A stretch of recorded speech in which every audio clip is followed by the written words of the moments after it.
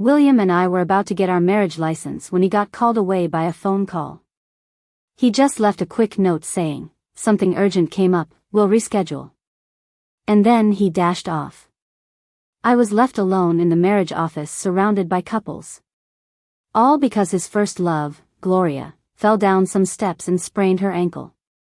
He texted later. "Gloria's situation is more serious than I thought, gotta be with her. Let's push the wedding to another day."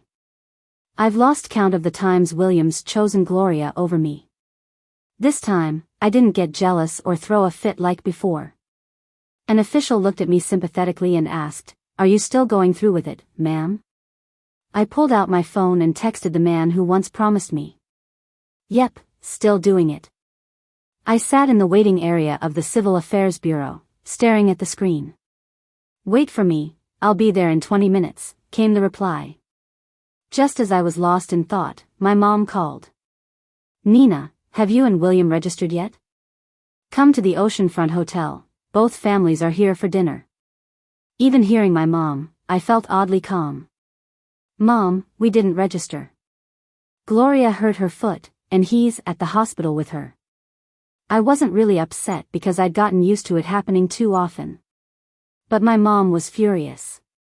She's been in business for years and hadn't raged like that in ages. Reschedule? Just like that? We invited people with status, all showing up for his charade. What if this gets out? And what about you? She paused, as if suddenly realizing how stubborn and compromising I'd been these past years. She sighed. "Nina, what do you think?" "I'll respect your decision." Hearing her finally broke me a bit. I ended the call. For William, I've done many foolish things and compromised many principles. We met, knew, and fell in love during college, sharing a wonderful time together. After graduation, since we're both locals, engagement discussions started seamlessly. For a while, I felt like the luckiest person on earth. Until Gloria showed up. One day after our engagement. We'd planned to see a movie. He left as soon as he got a phone call. It became a habit for him to be called away. He explained. "An old friend's back from abroad, and I need to pick her up. Her family went bankrupt. Her parents died in a car crash. She's an orphan and all alone. Her parents treated me well. Her name is Gloria." From that day on, William was frequently called away, and our time together dwindled. He liked Lego, and I went all out to get a limited edition set. I painstakingly assembled it over several weeks to give to him, and seeing him happy satisfied me. But Gloria liked it too. She sweetly asked him for it, and he, though reluctant, still gave it to her. Upon finding out, I was heartbroken and cried secretly. When we met again, he explained. "She's a friend, it's hard to refuse. Don't overthink it, there's nothing more to it. I'll make another for you." That's how I let it go. William is kind-hearted, attentive to everyone. About half a year after our engagement, we went hiking with friends, and Gloria unexpectedly joined. It wasn't my first time seeing her, but it was the first time I understood her intentions. Midway up the hike, we fell behind a bit. Gloria casually bumped into me, and we tumbled down a hillside. My arm hurt so bad I couldn't lift it. I turned, confused and angry, to see Gloria. She leaned in close, whispering. "Nina, if I say you bumped me, who do you think William will believe? Who will he help first, you or me?" When William and some friends rushed over, I saw Gloria sobbing, tears flooding her face. "Nina, I might have been tired from the climb and accidentally bumped into her." She glanced at me, seemingly scared. I wanted to explain and looked up at William, but suddenly froze. He didn't believe me. He picked up Gloria, looking down at me. "Nina, stop being unreasonable." Right, because I'd caused a scene twice before over Gloria, everything was automatically deemed my fault. Unreasonable. Never thought that label would be pinned on me. I watched him walk away with Gloria, slowly disappearing from sight. Our friends awkwardly tried comforting me with assurance like, "Nina, we know that's not like you. Don't be mad." William just saw Gloria's hand was bleeding profusely. I shook my head. "It's fine. You guys continue hiking. I'll head down." A friend offered to descend with me. I declined, not wanting to ruin their day out. No one noticed my dislocated arm, bloodied and raw. I endured the pain down the slope. Dialed 911 myself. While waiting for the ambulance, I fainted from exhaustion. The moment before I passed out, I heard a slightly panicked voice, "Nina." Looking up, the past memory's voice seemed to double with the current one reaching my ears. I turned blankly to see who called. Calvin. The head of C Group. Orphaned young, he not only preserved his parents' empire but also elevated C Group to new heights, topping the circles of wealth and influence. We met by accident after my senior year of high school, while I was visiting my grandma. In a twist of fate, I ended up saving his life, staying to help him recover. Before leaving, he gave me his contact, promising to fulfill one request within his power in the future. Since then, our families frequently interacted, and we gradually became familiar with one another. When did we drift apart? Perhaps after I confessed my relationship with William to my family. It's been years since we last met. Texting him made me nervous. He's a hard-to-read personality, always above the fray. But surveying the social circle, he was the only one I could think of. William's family is influential. No one else would dare marry me under these circumstances. I wasn't even sure if he still had the same number. If he even remembered his promise. Seeing him now, dressed pristine in custom-tailored business attire, looked like he came straight from a meeting. My eyes glossed over, vision blurred with tears. I think I heard Calvin sigh, reaching out to gently wipe away the tears from my lashes. "Why are you crying? Didn't you bring me here to get the marriage license? Regretting it now?" I shook my head and pulled him into the registrar's office. The staff looked surprised as we handed over our paperwork, but it was done in just a few minutes. Wow, getting a marriage license is really quick. But in just those few minutes, William didn't want to wait with me. Or maybe he didn't want to make his first love wait. Standing at my front door, I looked at the little red certificate in my hand. I took a deep breath. As soon as we left the Civil Affairs Bureau, Calvin hurried off. It's like he was attending an important government bidding and couldn't miss it, so he rushed over. Before he left, he gave me a deep look. "Don't worry, the wedding ceremony is still on tomorrow." I nodded. I had explained everything to him clearly in our earlier texts.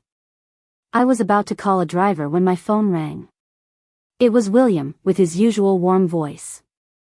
"Nina, I'm sorry.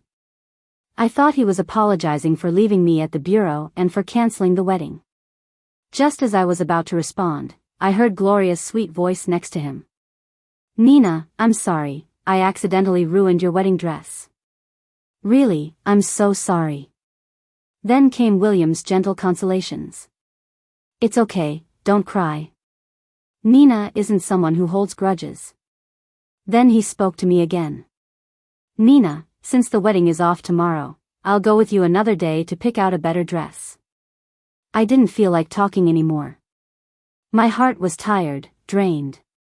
I didn't bother asking why they weren't at the hospital but in the new house with my wedding dress. I didn't ask William if he forgot that dress was something we designed together in college. It meant so much. I didn't ask anything, there was no point. I'm already married, aren't I?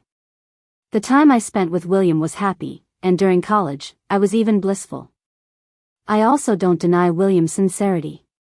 Eyes don't lie. But that sincerity wasn't just for me alone.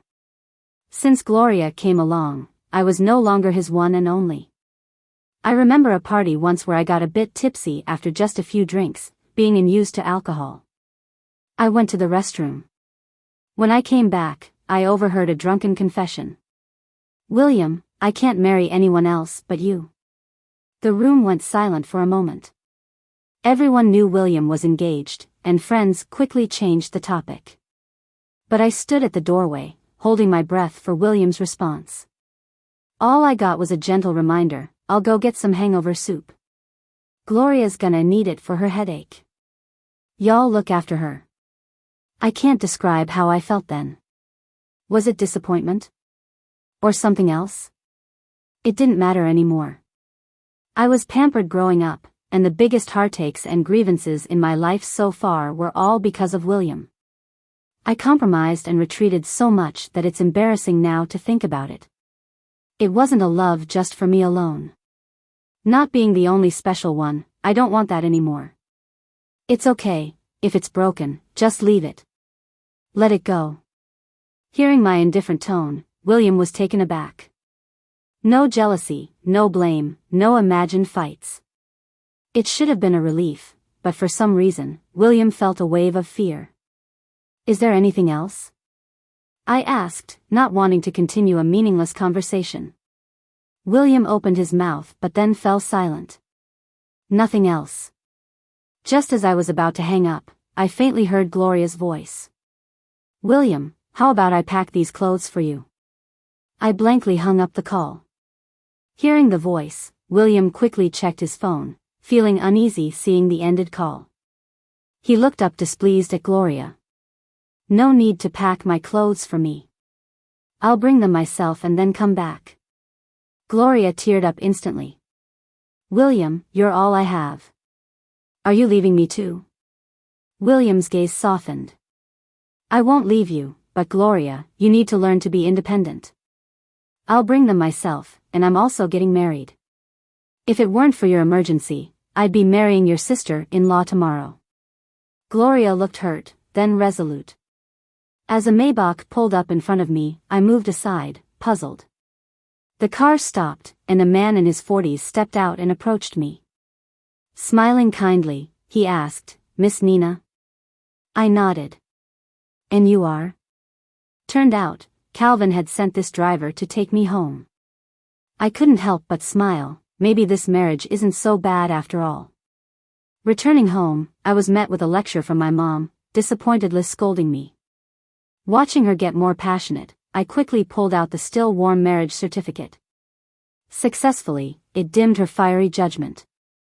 Dad, sitting by the piano, gave me a thumbs up. I smugly lifted my head. Mom grumbled, "Didn't William leave?"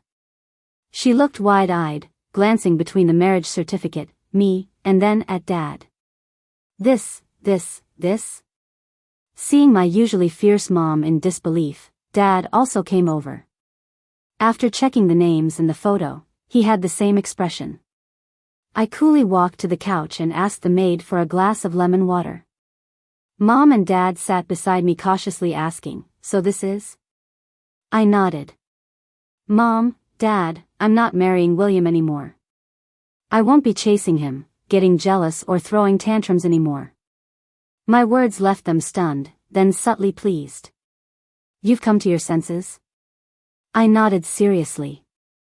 "I already got the license with Calvin." Dad's face beamed with joy.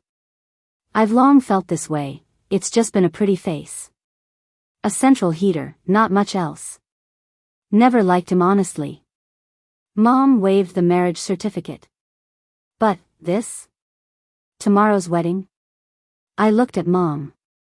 "The wedding is still on tomorrow. I'm still getting married. My family has been in business for a century. Our reputation can't be tarnished by me. After graduation, I didn't join the company. Chasing him, being jealous, fighting, that was already embarrassing enough." After dinner, I sorted through the dowry William sent over. He really put a lot of thought into our wedding. The dowry was the best he could choose. He was so thoughtful. But in the end, he left me for Gloria. The phone rang. I checked it. It was William. The October nights were getting chilly. The night sky was filled with stars, and a gentle breeze carried the scent of plants and flowers from the courtyard. It was quite pleasant. I opened the gate to the courtyard. Under the streetlight, I saw the man from first sight. His features were handsome, and his demeanor was clean and gentle. He saw me and his eyes lit up. He looks really nice. I thought to myself, he's the guy I've liked for years. Nina, have you eaten? I nodded. Is there something you wanted? William glanced at my face. Nina, I'm sorry about today. I missed our appointment. I replied calmly. It's all right. I'm used to it. After I hung up, William felt uneasy the whole afternoon. He felt like he lost something and wanted to see me before flying to Germany. Looking at my calm demeanor, he wasn't sure if something was wrong or not. William thought about it and said, Nina, are you mad because I left you at the registry office and postponed the wedding? He knew I'd be upset but did it anyway. Why? Probably because I'm a fool. Every time he left me for his sister Gloria, I got mad and acted out. But I always forgave him because I liked him so much. William knew I liked him a lot. That's why he took it for granted, but this special favor was always stingy when it came to me. Seeing my increasingly cold expression, William thought I was mad and actually felt relieved. He felt a bit of smug satisfaction, thinking if it was just anger, he could explain and appease me. William ruffled my hair and let go before I could dodge. Nina, Gloria's ankle is severely injured. She needs a specialist in Germany and it's urgent. Surgery has to be within 48 hours, or there will be permanent damage, so I have to go with her. I felt a wave of sarcasm. Why? Is there no one else in the world? Are assistants and caregivers dead? Do you have to be the one with her? Can our wedding be disregarded? William disagreed. Nina, you're the only one I care about. Don't make a fuss. I only see her as a sister. I wouldn't be comfortable with her alone in a foreign country. Once she's settled, I'll come right back. Nina, when I come back, I promise to give you an even grander wedding. I wanted to ask him if he knew what changing the wedding date for Gloria would do to me. But before I could, his phone rang. It was Gloria. Her distinct ringtone. Gloria even bragged about it in front of me. William shrugged it off. Nina, she said it herself back in high school. You can set one too, so I know it's you. Back then, I thought, wow, she was special to him even that early. Gloria had access to his phone whenever she wanted. She had always been the special one to him. I was never the exception. I didn't set a special ringtone. I didn't want what was given to someone else. Looking back, it's almost funny that I felt like the third wheel. After all these years of liking him, when I saw him downstairs, my heart still skipped a beat. But now, watching him take the call, I heard Gloria's voice, sweet talking. William, where did you go? The flight is almost boarding.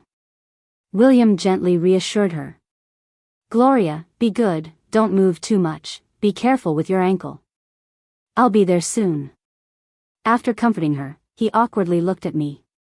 He glanced at the time. I need to go, Nina. I'm running late.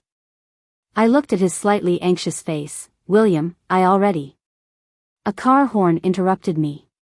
William exhaled, stepped forward and hugged me tightly. Nina, wait for me. I'll come back to marry you. Then he hurried away. I didn't say anything. There was no future for us.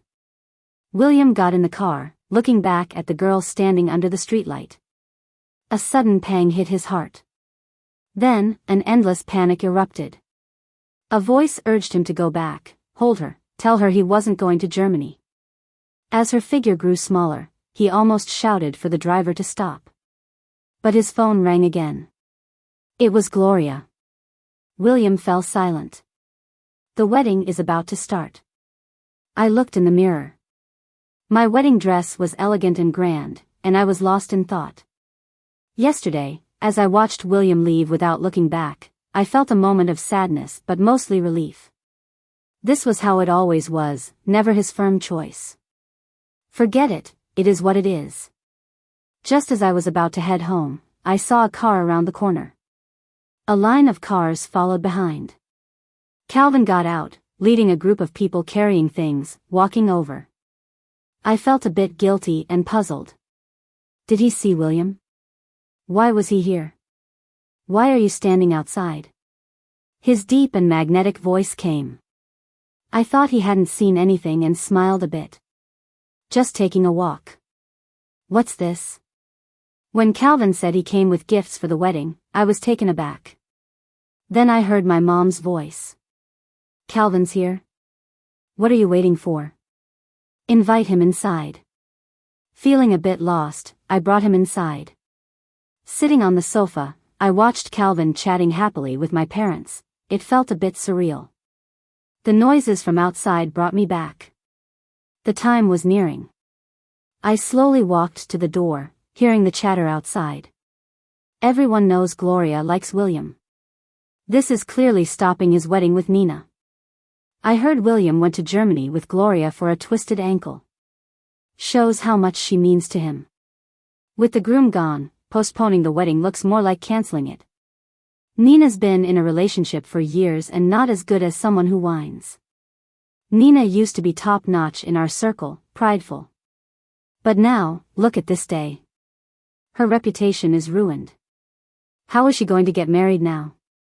I was listening, and honestly, it didn't sound too bad. The audience always seems to see things clearly. As for me, William wouldn't care about any of this. He wouldn't know how embarrassing it was for me in our circle to delay the marriage for Gloria. Time was up. As I walked out, I came across those folks who didn't know this was the dressing room. As they saw me, they awkwardly wished me a happy marriage. I smiled and softly said thank you. Really, thank you, for making me see clearly that I was just a clown. The guests didn't know there'd been a change. They were all eager to see how I'd handle the situation. When Calvin appeared, the whole place was taken aback. For a moment, it was silent, then suddenly chaotic. I heard his calm, deep voice, and the noise started to die down. Today, the people getting married have always been Nina and me. Does everyone understand? Guests around responded loudly with congratulations pouring in. The wedding went smoothly. Today was a date William and I picked together, October 20th. I thought it would be our happiest day. But, William, today I got married, and you weren't the groom. Looking at Calvin beside me, I realized, I found a good match. After the ceremony, I went to change into an outfit for the banquet. Then it was just non-stop hustle, my feet hurt from walking so much. Didn't drink much, but it still got to me a bit. At the end of the banquet, Calvin practically had to carry me back to the room. Didn't think much of it, just felt so exhausted and comfortable soaking in a bath. I collapsed onto the bed, not wanting to move an inch. Who knew getting married could be so tiring? I heard the door open and saw Calvin walking into the bathroom with a robe. I sat up immediately, forgetting that there was someone else in the room. Plus, my new husband, on the first night of our marriage. Thinking about it made my cheeks turn bright red. When he came out of the shower, I took a peek and let out a breath of relief. He was decently covered. Out of the corner of my eye, I saw him getting closer. My hand unconsciously clutched the bed sheet tightly, until I could feel his warm breath on my flushed ears.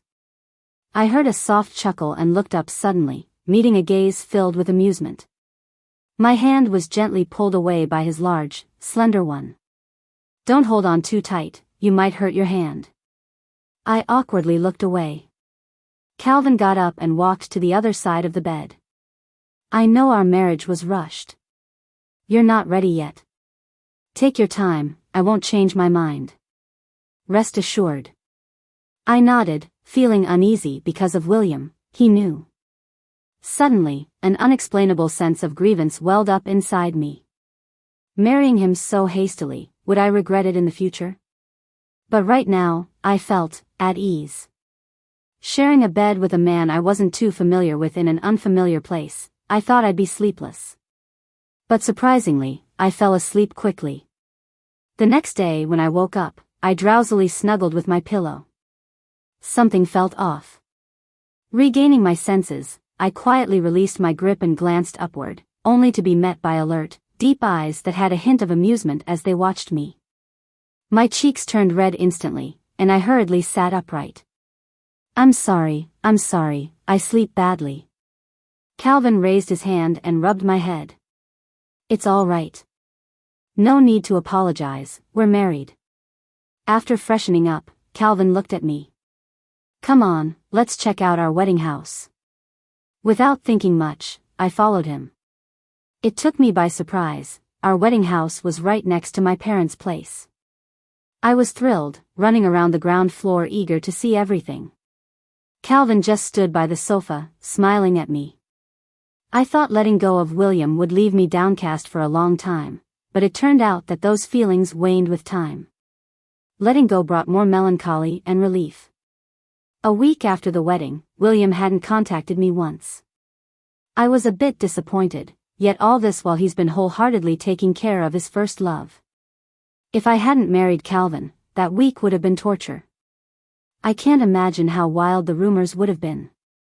William, I won't wait for you anymore. But that little disappointment didn't affect my mood. Seeing Calvin walking toward me, I smiled with relief. Now, I have someone of my own to cherish. This is my life now. Calvin was unexpectedly good to me. In my plan, he was supposed to be indifferent to this wedding. Rumor had it he didn't have someone he liked, that's why I relied on this promise. But his kindness gave me the illusion he might like me. So, I looked at the man working in the study. Calvin. What's up? Did you marry me just to fulfill a promise, or is there another reason? I wanted to ask if he liked me, but couldn't bring myself to. No need to embarrass myself. I just laughed it off. Never mind, you carry on with your work.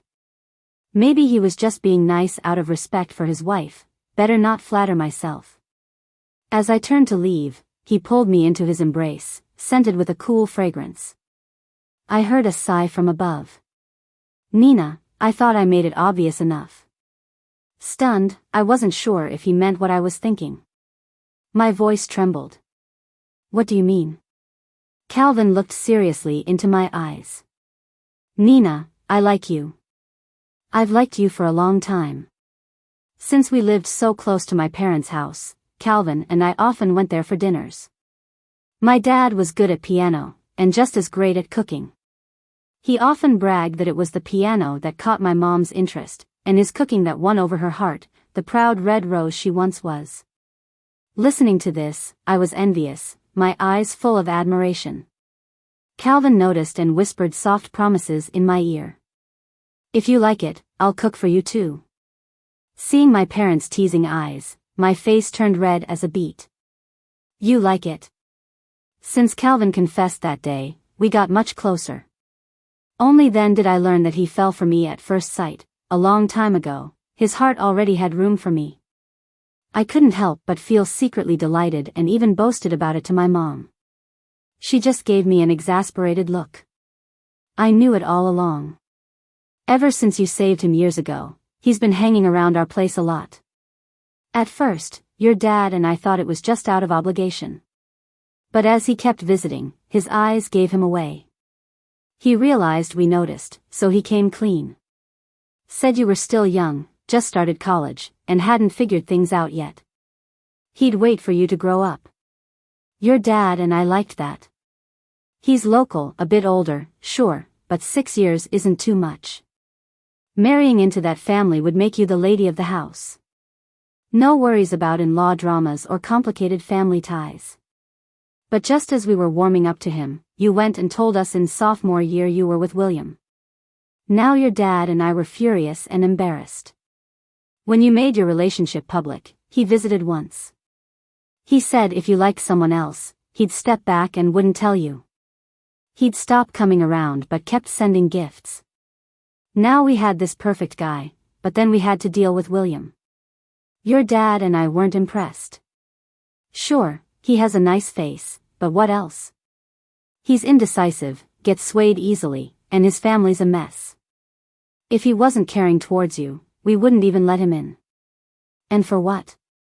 Not much time passed before he left you behind. We've told you countless times, but it's like you're under a spell. The wedding was called off. For his first love, no less. I actually came to brag a little, but then I got all this.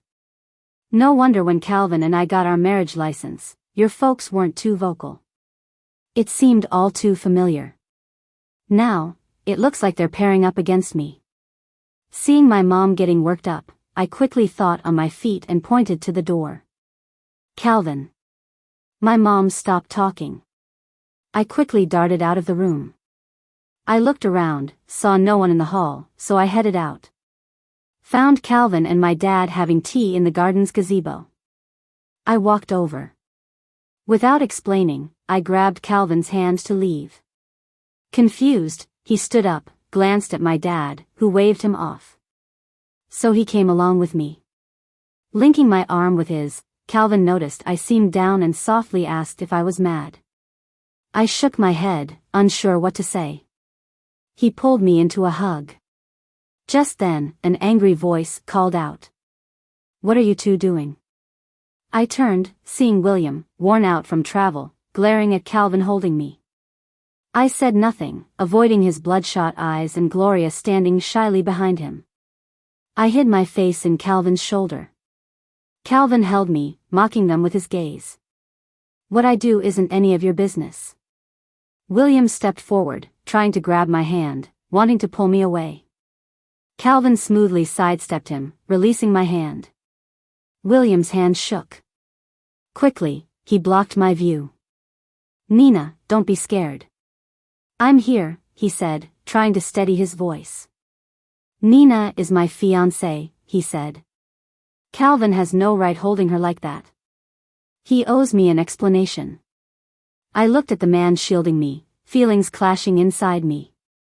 For over a year, every time Gloria caused a rift, he'd defend her and tell me, Nina, stop causing trouble. Nina, apologize. Nina, shouldn't you? He never once stood firm by me. Calvin's eyes narrowed sharply. William, you want an explanation? You should first explain why you set up people to always look after your first love, called off our wedding last minute, left your fiancée to face the fallout, took your old flame to Germany, and now brought her back. What's that about?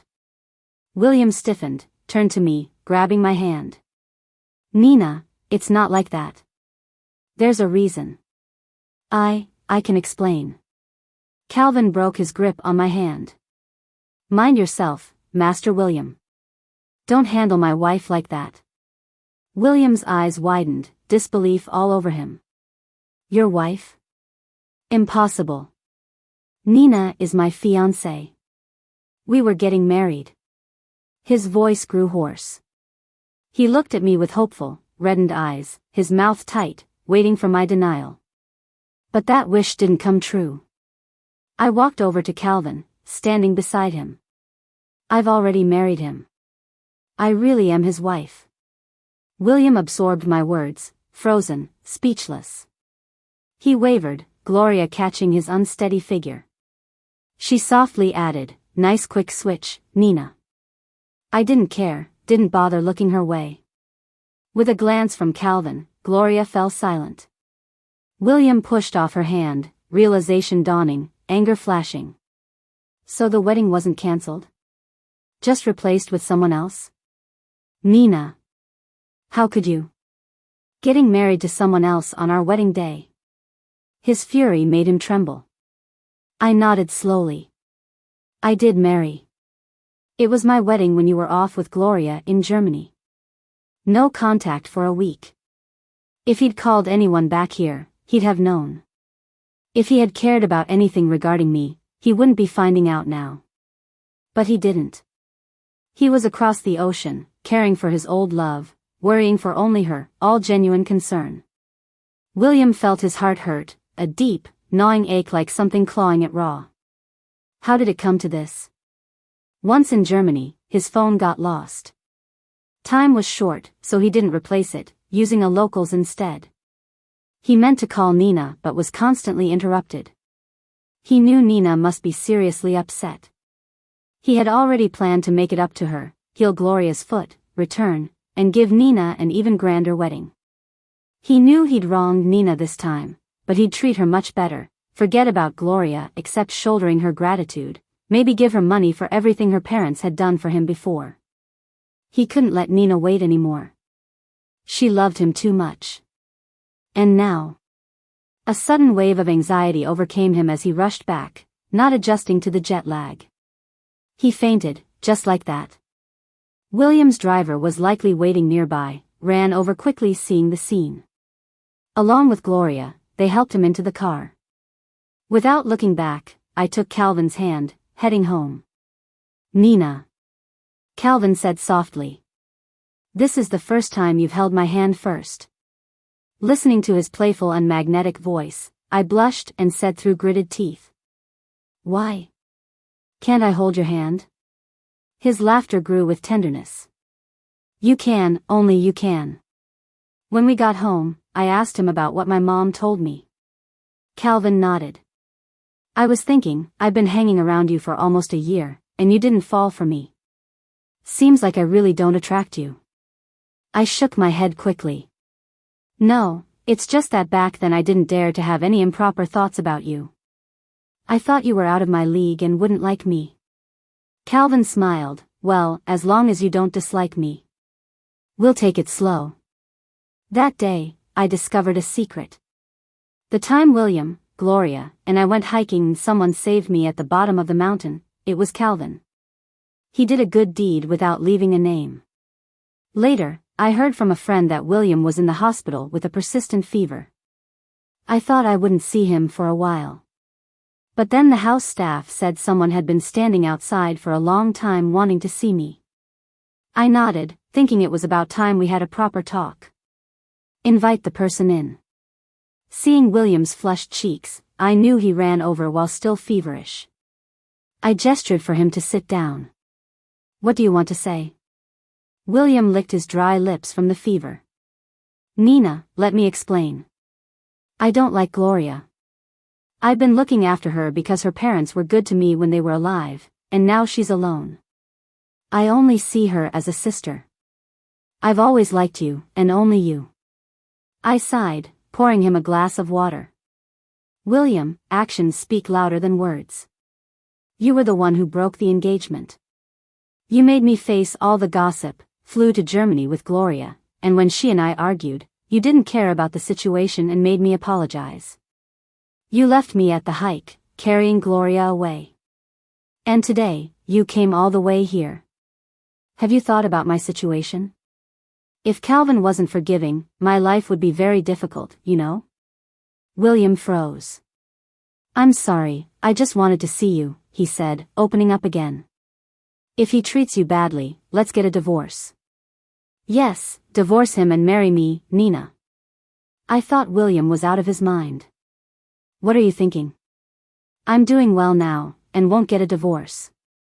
William mumbled. If only I hadn't left, you would be my wife now, mine. I got up. Marriage isn't child's play, William. Please leave, let's just end it here. He refused, voice hoarse, almost gritting his teeth. And Calvin is a saint? You married him. We were together for so long, and you believe him over me? Looking at him, I said slowly. Whether I believe him or not, I don't believe you anymore. Since Gloria returned, you've never once firmly believed in me or sided with me. Whenever there was a choice to be made between us, I was always the one left out. From clothes, bags, jewelry to your time, your promises, to the wedding dress and wedding we designed together, as well as you. It's all in the past, but it still feels unfair, and my eyes watered. You know, I've been overlooked and abandoned by you too many times. I've even grown accustomed to it. So, William, go find Gloria, find anyone, just don't come to me anymore. I didn't know when he finally left. When Calvin got home, I told him about it. He listened quietly without much reaction. At last, he just went I thought he'd ask more, puzzled by my expression. He slowly explained. Nina, I know your temperament. When you texted me to register, I knew you had let him go and wouldn't choose him again. I was taken aback, then laughed. Really? But Calvin, you're holding the file upside down. Calvin froze for a moment, then turned it over and laughed with me. A few days later, while shopping for clothes with my mom, we ran into an aunt who started gossiping as soon as she saw my mom. It seems after William recovered, he locked himself in his room, drinking. Wouldn't answer the door for anyone. Until someone sent him an audio recording, showing Gloria's injury wasn't that severe. Gloria had bribed the hospital to fake records. William and Gloria had a huge fight, and he cut off all financial ties, industry blocking her. Gloria hadn't even graduated from her studies abroad. Without a good diploma and being blacklisted, now she's struggling to make ends meet. William's grandfather, annoyed with his poor judgment and causing embarrassment, sent him to a remote branch office to train, thoroughly extinguishing his future ambition for power. Unexpectedly, before he left, we met one more time at a party. I was with Calvin. The atmosphere was bustling, and Calvin was busy with socializing. I went out to get some fresh air. Soon, William joined me, visibly thinner and more worn out. Nina, I'm leaving in a couple of days. I just wanted to see you once more. All the best. William's eyes were red, voice hoarse. These past days I've thought a lot. I've been terribly wrong, making you suffer so much. I'm sorry, Nina. I'm so sorry. I nodded. It's all in the past. You done talking? William pursed his lips, choking slightly. Silence stretched. In college, we always had endless things to talk about. After graduation, rare alone time meant only I had endless things to say. Now, I don't speak, and he doesn't know what to say. In the end, it felt like nothing was left to say. I turned and walked away. Going my own way. At the end, where the light shone, I saw Calvin in a silver-gray tailored suit, lazily leaning against the stairs. Hearing footsteps, he looked. His once cold eyes instantly turned soft as water. I think I'm still quite lucky. Calvin, it was you who made me return and get with William. Now I'm blacklisted and ended up like this. You can't leave me like this. I just pointed you in the direction, you got yourself here. The tone was mocking. Watch your mouth, or else. After hanging up, the man turned and embraced the sleeping woman, kissing her gently. Stop it, I'm sleepy. Her soft voice carried a touch of hoarseness. The man's eyes were filled with laughter and tenderness. Okay, baby. Go back to sleep.